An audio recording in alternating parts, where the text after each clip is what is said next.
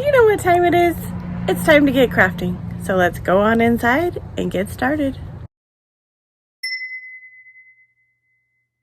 For this project, we're going to make a Santa ornament, and I picked up this big package of these wood rounds. They're not really round, it's kind of an oval, but we're going to take this Christmas card that I got at a garage sale. I like to pick up these, like especially these were like a pack that had a whole bunch in there. You could also use cards that you've saved over the years as well, but we're going to add some Mod Podge here to the wood, and then we're going to add our Santa face or our greeting card, whichever thing you chose to cut out. And then we're going to add some Mod Podge on top of his face.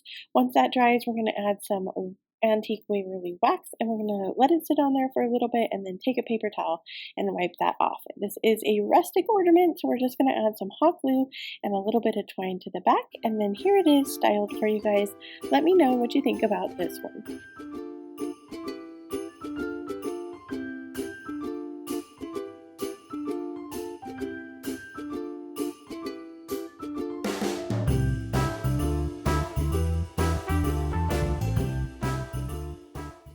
For this project, we're going to make a cardinal ornament, and I always think of cardinals at Christmas. I've always put a bird in my Christmas tree. Let me know if you guys put a bird in your Christmas tree. But we're just going to take one of these ornaments from Hobby Lobby, cut out our shape from our card, and then add some Mod Podge. It's super cute like that if you don't want to make it the vintage distressed look. But we're just going to add our antique Waverly wax over the entire ornament, and then I'm going to take my paper towel. And this is the kind of the fun part, because some cards will leave like a streaky mark like this one, and I think that adds like an extra vintage look because it looks like it's worn off. Once we get that all smoothed down, we're going to take some ribbon. I use some buffalo check. I'm just going to add that to the top, and here it is styled for you guys. Let me know what you think about this one.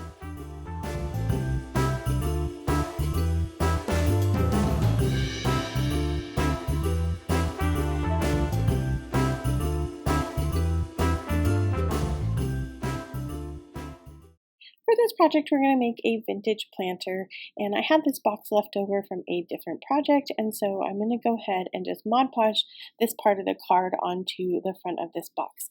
Now I am using the other half of this card in another project later in the video, but I'm just going to add some antique Waverly wax over my entire box, and I'm going to give it a pretty heavy coat in the front here over my image.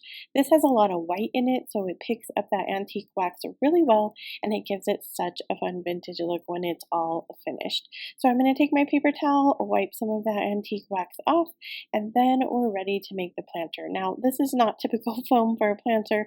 I didn't have any floral foam, so I just glued this into the box, and we're going to use that. I'm using some picks that I think came from Hobby Lobby. They might have came from Walmart, actually. I'm not really sure, but they were in my stash. But you're just going to pick up some greenery of your choice. I also used a couple picks from the Dollar Tree that had some pine cones. One had a bird, and of course I had to put it into my arrangement. But here it is styled for you guys. Let me know what you think about this one.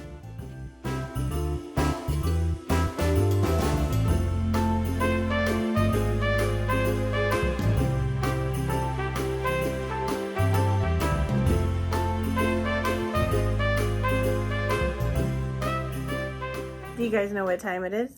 It's time to hit the like button.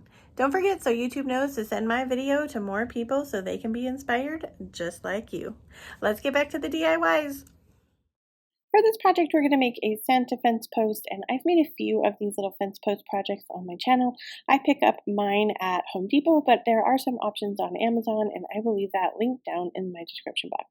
But I'm adding some wood glue, and then I'm going to add some hot glue, and I'm just going to glue these three pieces together. Now, these were left over from a different project, so I had a little bit of glue residue, but it doesn't really matter because we're going to cover it with our card. So I am fussy cutting out the Santa and snowman from this card, and I'm just going to go ahead and glue him to the front of the wood post. Now, you could use any kind of glue you want here. I'm using hot glue because, like I said, I have glue residue on my wood pieces, and so I needed it to kind of adhere to that other glue as well. Then we're going to make a shabby bow here, and I slowed this down just a little bit. Just sometimes people ask me, like, how do I make the bows? And so I usually take just a couple of different ribbons and I just layer them. I cut out 2 pieces of each one, and then to tie my ribbon off in the middle, I go ahead and take a piece of ribbon that is part of my bow. That way it matches and just kind of flows into the ribbon, and I'm going to tie it here just in a knot, and that's going to be our bow. Now you can add something to the middle if you want to. This is all really thin ribbon, and I wanted it to have a little something, so later I went back and added a pine cone pick that I had in my stash, but anything could go here, or you could leave it by itself. Then we're going to go ahead and go over the entire image and woodblock with our antique Waverly wax. And then here it is styled for you guys. Let me know what you think about this one.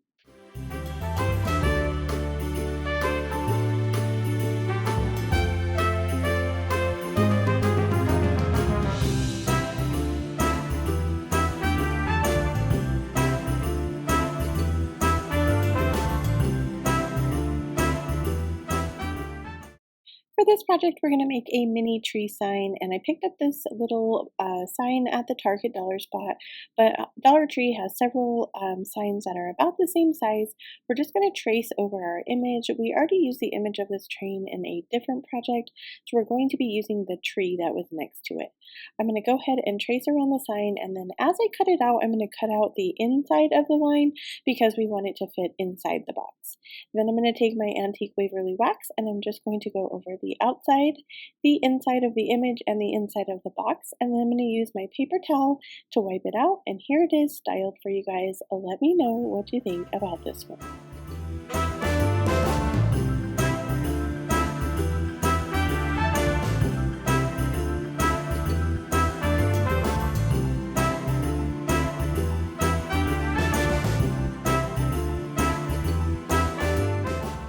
If you're wanting some more vintage inspiration, check out these videos next, and as always, wherever you are in your journey is a perfect place to start, and I will see you in my next video.